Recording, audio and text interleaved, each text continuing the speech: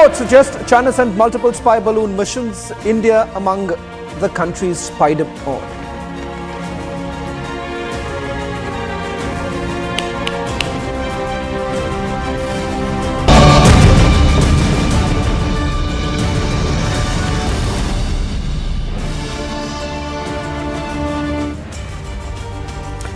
Ladies and gentlemen, there is a massive uproar over the Adani issue in the parliament. Yesterday, Rahul Gandhi openly battled for the controversial GVK group in the parliament and said that if it was the centre who put pressure on the GVK group to give away the port to Adani. Today, in a major twist to the story, GV Sanjay Reddy, Vice Chairman of the conglomerate GVK, refuted Congress parliamentarian Rahul Gandhi's comments that the Modi government tweaks rules in favour of the Adani group. Take a look at what Rahul Gandhi had said yesterday and how the GVK had refuted the claims, and also the Prime Minister's response now coming. It's been one of the sharpest attack of the Prime Minister on Rahul Gandhi, a takedown on Rahul Gandhi, and not just that, putting things into perspective, the fact that what has really changed in the last few years. He calls UPA era as the era of scams. India's most strategic, profitable airport, Mumbai Airport, was taken away by GVK, hijacked by using the agencies. The agencies को CBI, ED का प्रयोग कर GVK पर दबाव डालकर हिंदुस्तान की सरकार ने उस एयरपोर्ट को अदानी जी के हाथों में कर दिया। रिजल्ट क्या आया? रिजल्ट आया कि एयरपोर्ट्स में आज अदानी जी 24% हिंदुस्तान की एयर ट्रैफिक को अपने एयरपोर्ट से निकालते हैं और 31% एयर फ्रेट उनके एयरपोर्ट्स में से निकलता है। तो मदद कैसे हो रही है? हिंदुस्तान के पब्लिक सेक्टर बैंक्स का पैसा, एलआईसी का पैसा नरेंद्र मोदी जी, अदानी जी को दिया जा रहा है। अगर कोई सामने खड़ा हो जाता है, जैसे जीवी के लोग खड़े हुए, ईडी, सीबीआई एजेंसीज आ जाती हैं, उनको परे कर देती हैं। Yeah. So as far as GVK is concerned, there was absolutely no pressure on our side, either through Gautam Adani or any other agency, for us to sell the airport. We sold the airport due to our own commercial interests and on our own accord. If I may give you the background, the airport company, Mumbai Airport, has a holding company, and we had raised some loans in the holding company about 10 years ago when we acquired the Bangalore airport, and those loans were becoming due. So we had to repay those loans. So a few years ago, we started the process of, getting some investors into that company. And we had tied up with three global investors, PSP from Canada, then ADIA from Abu Dhabi, and NIIF, which is the Government of India's sovereign fund. All these three investors committed to invest, and we signed an agreement and we were going ahead with them. But they had a lot of conditions precedent before they invested. Unfortunately, in 2020, we had COVID. And for about 3 to 4 months, the airport was completely shut and it was very badly affected from a financial perspective. And nobody knew when things will come back to normal. So in that scenario, there was further delay from the investors to fund the money. And there was no time horizon that we were getting from them. At the same time, the debt was becoming due. Under these circumstances, Gautam Adani approached me and said that he's very interested in Mumbai Airport and would like to offer us the same terms that the foreign investors had offered us. And with the condition that he will complete the transaction immediately, with no conditions precedent. Yeah. So there are two things they were saying. One is that they wanted to reevaluate everything due to the large impact of COVID. And secondly, they had a lot of conditions that we had to meet, some of which were very difficult to meet within the time frame that the debt was becoming due. So we had discussions with them wherein we said that these are not possible. And, it's very important that we close immediately. We spent more than a year after the agreement to try to close those conditions, some of which they also had to conclude. So it was in the interest of the company and in the interest of the lenders that we go ahead with Adani Group as they brought in the money immediately. I won't say it's a distress sale because the transaction we had concluded with the foreign investors was before COVID. Okay. And he agreed to meet the same terms and conditions, even though it is after COVID. Okay. So I wouldn't say it's a distress sale, but it was distress from the perspective that we had to pay the lenders and we did not want to default with the lenders. Well, in fact, Republic TV has now accessed details of the investigation that was carried out first by the Central Bureau of Investigation and then by the Enforcement Directorate in the GVK case. Sensational allegations that have been leveled against the GVK group, and the investigation so far basically reveals that GVK, through bogus contracts, siphoned off money, inflating the expenses to the extent of 509 crores from GVK by submitting bogus bills. Second allegation, money trail that reveals that 390 crore has landed in the bank accounts of multiple companies linked to GVK. Let's also quickly bring in my colleague and our senior executive editor, Abhishek Kapoor, who's joining us on this broadcast. Abhishek, quickly, if I want to go across to you with regards to the latest details, with regards to the investigation first carried out by the CBI and, of course, subsequently by the Enforcement Directorate. In the document that has been accessed by us, there's a clear mention of how much money has landed into the accounts of GVK. This group faces some very serious charges. Charge sheets have already been filed, and it turns out parliamentarian Rahul Gandhi was basically lobbying for this very company.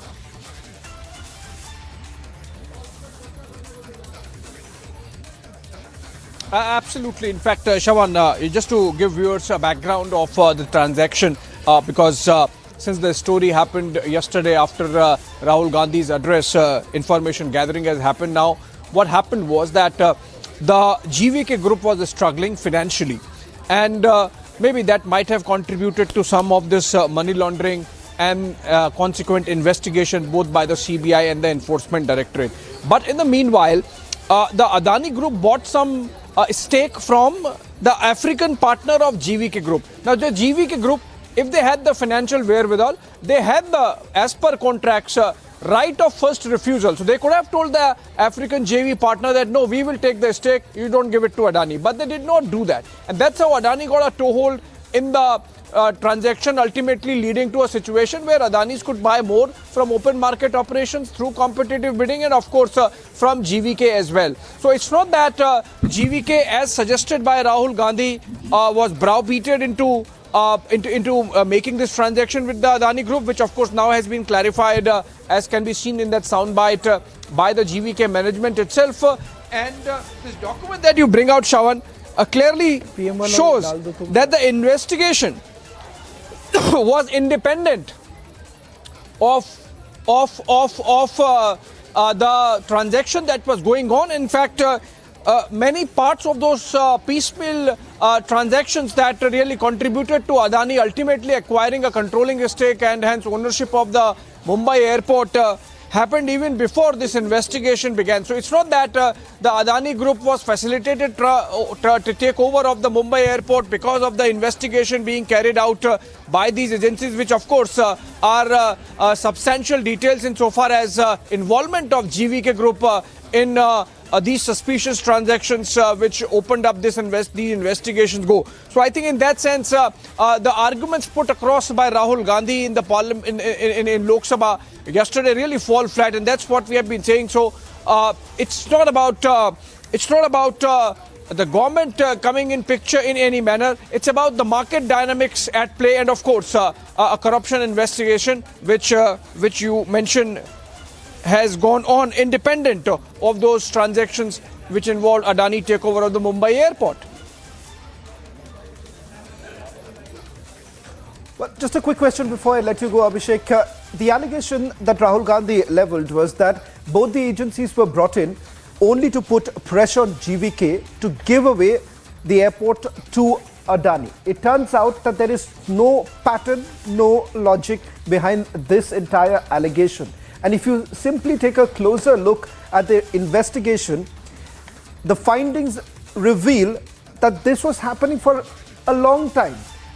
And the fact that after the first FIR was registered, only then this was revealed that this subcontractors were brought in and this entire conspiracy, or for that matter corruption, was going on for quite some time. So there is no time logic to this entire argument.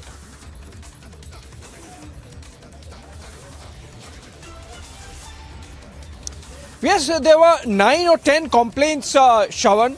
The document that you bring out clearly shows that the Airports Authority of India and hence the exchequer of the country was defrauded to the tune of about 509 crore rupees and by submission of bogus bills. And the money trail reveals that rupees 390 crores had landed in the bank accounts of Messrs. GVK, DPPL, and the same was transferred to the companies of GVK Group. So this entire chain of transactions, these were not aimed at facilitating Adani takeover. These were aimed at money laundering, and for which the investigation began, irrespective of the parallel transaction which the Adani Group might have started on takeover of the Mumbai airport by acquiring the stake of the JV partners of the GVK Group from South Africa. So I think these are important details which were papered over, so to say, by Mr. Rahul Gandhi yesterday in Parliament, or perhaps, perhaps knowingly ignored, given the fact that he wanted to push a certain political narrative, which of course Prime Minister completely ignored today when he made his reply to the motion of thanks to the President of India for her joint address to both the houses of Parliament. That's customary as the budget session begins. Well, thank you very much, Abhishek, for putting this into perspective. Exclusive details of the investigation that was carried out against the GVK Group. The question is that, was this yet another self-goal by Rahul Gandhi? In fact, he raised this entire point about the Adani Group. Prime Minister Narendra Modi, in his reply to the debate on the motion of the thanks to the President's address in Lok Sabha, targeted the opposition Congress, saying that the period of 2004 to 2014 was a decade of scams and violence, and that the UPA's trademark was to let every opportunity turn into crisis from 2004 to 2014. The Prime Minister said that 2004 to 2014 was a lost decade. Current one will be known as India's decade. Prime Minister Modi further said that there is hope in every sector in the country, but some people were steeped in frustration due to the people's mandate against them. Listen in to the Prime Minister's most fiery remark in the Parliament.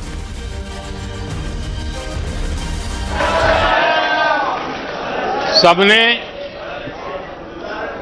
अपनी बातें रखी और जब इन बातों को गौर से सुनते हैं, उसे समझने का जब प्रयास करते हैं, तो ये भी ध्यान में आता है कि किसकी कितनी क्षमता है, किसकी कितनी योग्यता है, किसकी कितनी समझ है और किसका क्या इरादा है। ये सारी बातें प्रकट होती ही हैं और देश भली भांति तरीके से उसका मूल्यांकन भी करता है। मैं चर्चा में शामिल सभी माननीय सदस्यों का हृदय से आभार व्यक्त करता हूं, लेकिन मैं देख रहा था कल कुछ लोगों के भाषण के बाद पूरा इकोसिस्टम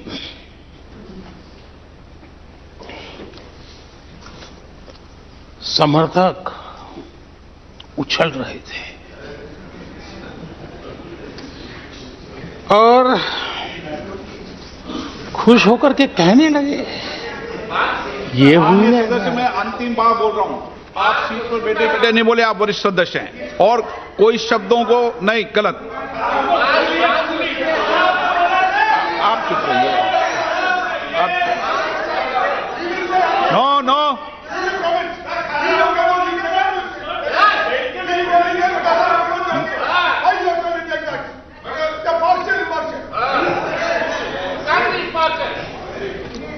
पूरा इकोसिस्टम उछल रहा था और कुछ लोग तो खुश होकर के कह रहे थे ये हुई ना बात,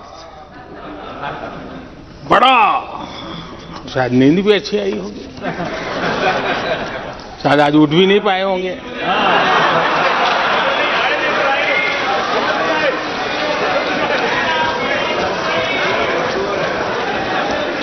और ऐसे लोगों के लिए कहा गया है,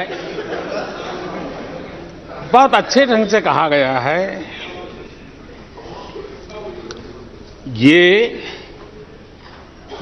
कह कर के हम, ये कह कर हम दिल को बहला रहे हैं,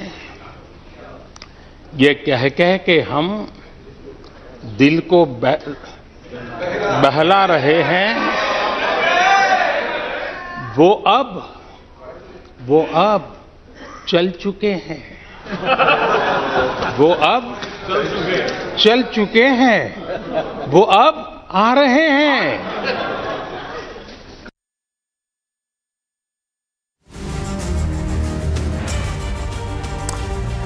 Ladies and gentlemen, Jammu and Kashmir has now been put on alert, and this is ahead of the Pulwama Fidain attack anniversary. Intelligence agencies have warned of mischief from the Pakistani side as expected almost every year. But this time, things seem to be a little different. BSF troops have already been deployed on the Indo-Pak international border in the Kathua sector of Jammu, which is on high alert. And your channel is reporting from ground zero to understand what is the situation on the borders. Take a look at this report. Just ahead of Pulwama Fidain attack anniversary, Jammu and Kashmir has been put on high alert. Intel agencies have warned against a terror plot likely by Pakistan. BSF troops deployed on Indo-Pak international border in Kathua sector of Jammu are maintaining high level of alertness. Right now we are on the Indo-Pakistan international border where the BSF troops are keeping a strict vigil on each and every development that is taking place across the border. That area just opposite to this side is Pakistan, and on each and every nefarious design of the Pakistan, these troops of the BSF are keeping a strict vigil. This is to ensure that everything goes well and smooth and every nefarious plot of the enemy is foiled. Not only the infiltration plot but also the drone attempts from across the border are also being kept a close watch by the BSF troops. Troops are not only thwarting infiltration attempts but also keeping a vigil on the drone activities from across the area. देशवासियों के लिए यही कहना है कि हर एक जवान अपनी जान निछावर करने के लिए यहाँ तैयार है, लेकिन अपने देश पे किसी भी तरह से आँच आने नहीं देगा. In the recent past, drones and tunnels have been major threat to national security. Keeping this in mind, BSF troops are carrying out anti-tunneling drive near international border. Thorough anti-tunnel drive is underway here at the Indo-Pakistan international border so as to ensure that every nefarious attempt of the enemy is foiled, and that too well within the time. They don't want to give an opportunity to the enemy to sneak in into the Indian territory, and that's why these searches are on. यहाँ के सभी train soldier हैं तो इनको ये पहले से सिखलाई दी गई है कि किस तरह से हमने टनल को खोजना है, क्या करना है. तो इस तरह से ये टनल को खोज रहे हैं. देखते हैं अभी आगे चल के. अगर कोई टनल अगर मिलता है तो उसके बाद किस तरह की कार्रवाई आप लोगों की तरफ से की जाए? टनल अगर कोई भी मिलता है तो पहले तो उसमें कोई घुसता नहीं, लेकिन टनल को सिक्योर किया जाता है चारों ओर से, फिर अपने उच्च अधिकारी को बताया जाता है. The forces and the border have been kept on high alert to thwart any activity by the enemies to disrupt peace in India. Bureau Report, Republic TV.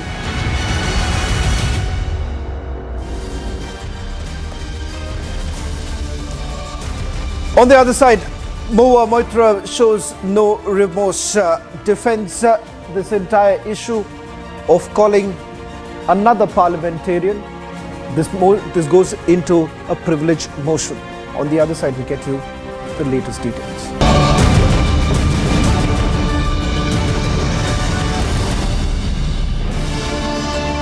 It will require more than some dim-witted YouTubers to proclaim and then bring about the end of the Indian economy because of Adani. Now I have some really bad news for the lobby.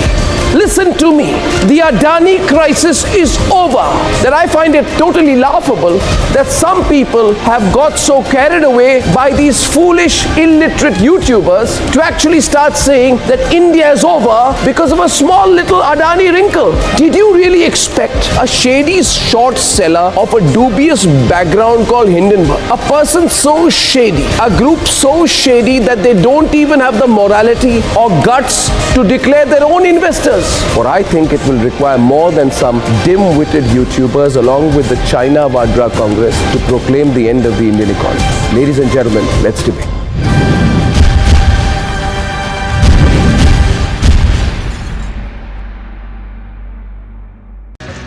Australia's blockbuster 4-test series against India will be the greatest challenge. Just days ahead of the opening test match of the Border Gavaskar Trophy in Nagpur, Steve Smith assessed the pitch at the Vidarbha Cricket Ground as dry turning and no bump.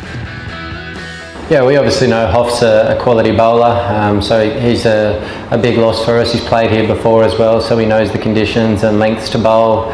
But then obviously we've got Lance and Scotty. Scotty's done amazingly well in every test match he's played so far. I think his lengths will suit this wicket, skidding to the top of the stumps, particularly if there's some reverse swing that comes into play throughout the game as well. While India hold the Border Gavaskar Trophy, having won the last 3 test series.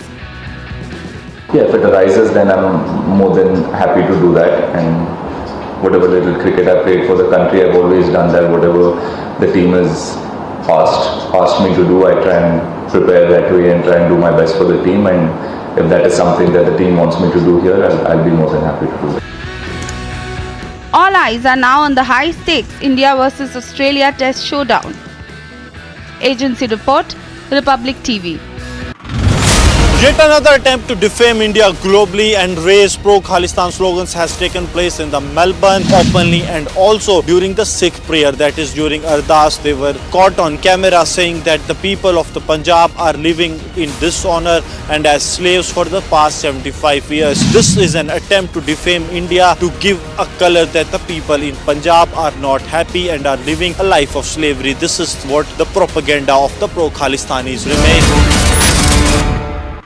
The Bharatiya Janata Party Karyakartas are on the street. They are protesting at the ITO office of the Aam Aadmi Party. They are saying that this is Aam Aadmi Party who did not want the election to happen, and that's something what we are seeing at this point in time. On the other hand, let me tell you that Aam Aadmi Party vice versa is blaming the same. This is attack and the counter attack what we are seeing, all set to do the protest against BJP, whereas BJP is protesting Aam Aadmi Party, and that's something, the kind of uproar which was witnessed in the house also. It will require more than some dim-witted YouTubers to proclaim and then bring about the end of the Indian economy because of Adani. Now I have some really bad news for the lobby. Listen to me. The Adani crisis is over. That I find it totally laughable that some people have got so carried away by these foolish, illiterate YouTubers to actually start saying that India is over because of a small little Adani wrinkle. Did you really expect a shady short seller of a dubious background called Hindenburg, a person so shady, a group so shady that they don't even have the morality or guts to declare their own investors? For I think it will require more than some dim-witted YouTubers along with the China Vadra Congress. It will require more than some dim dim-witted YouTubers, much more than some dim-witted YouTubers, to proclaim and then bring about the end of the Indian economy because of Adani. Now I have some really bad news for the lobby. Listen to me. The Adani crisis is over. That I find it totally laughable that some people have got so carried away by these foolish, illiterate YouTubers to actually start saying that India is over because of a small little Adani wrinkle. Did you really expect a shady short seller of a dubious background called Hindenburg, a person so shady, a group so shady that they don't even have the morality or guts to declare their own investors? For I think it will require more than some dim-witted YouTubers along with the China Vadra Congress to proclaim the end of the Indian economy.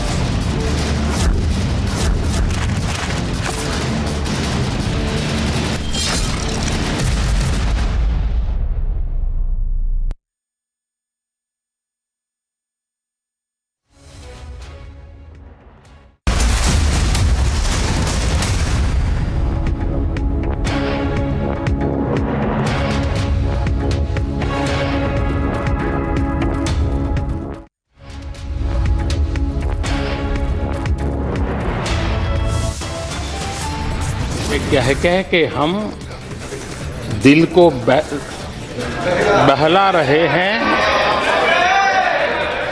वो अब चल चुके हैं।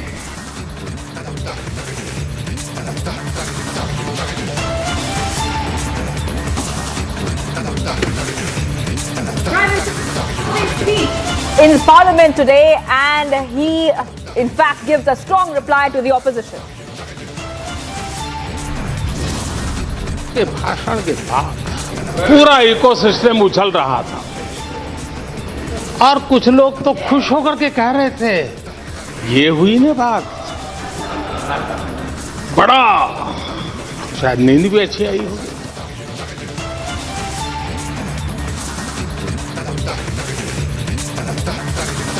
Prime Minister slams ecosystem, says they celebrate speeches made yesterday.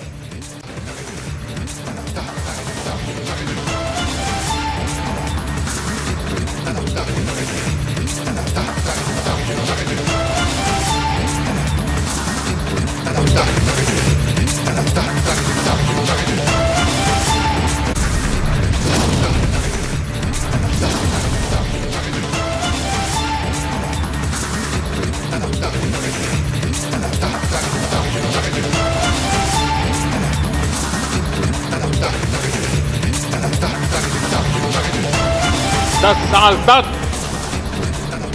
खून बहता रहा मेरे देश के निर्दोष लोगों का, वो दिन गए थे।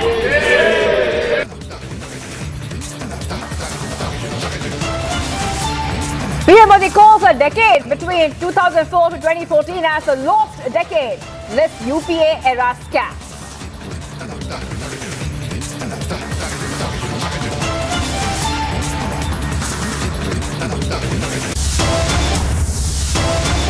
मोदी पे ये भरोसा टीवी पर चमकते चेहरों से नहीं हुआ है।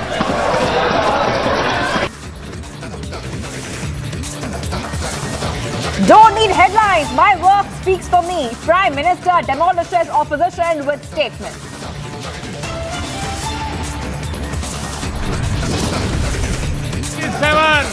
आजादी के 100 साल मनाएंगे, एक विकसित भारत बना के रहेंगे। Prime Minister signs off with a promise of developed India in the 100th year of independence.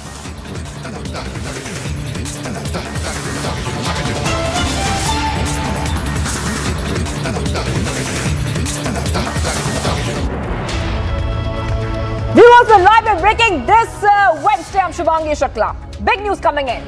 ED has arrested 3 Delhi prison officials in the Sukesh Chandrasekhar case, all sent to 6 days of ED custody. Big news coming in, breaking updates coming in on Republic TV. Shavan Sen is joining us live on this development. Shavan, take us through who are these 3 Delhi police prison officials, in fact Delhi prison officials who have been arrested, or 3 of them have been sent to 6 days ED custody. Who are these prison officials, and what role does ED suspect of them playing? Well, in fact, Sukesh Chandrasekhar, even after being lodged inside Tihar jail, was actually carrying out with his activities. In fact, calls were basically being made for extortion. And all of this was essentially possible because he was working in cahoots with the jail officials. In fact, there was a preliminary inquiry that was carried out, and thereafter a decision was taken to shunt out some of the Tihar jail officials. First, the action was taken by the Delhi Police Economic Offences Wing, and thereafter the Enforcement Directorate also stepped in. We're now given to understand that the 3 jail officials have been arrested in this particular matter. They would be produced before the court, is what we are being told. This arrest was made earlier in the day following certain statements that were basically recorded by the Enforcement Directorate in the Sukesh Chandrasekhar case. Now, they are only looking at the fact as to who are those people who were basically helping Sukesh Chandrasekhar to carry out the extortion racket right from inside Tihar jail.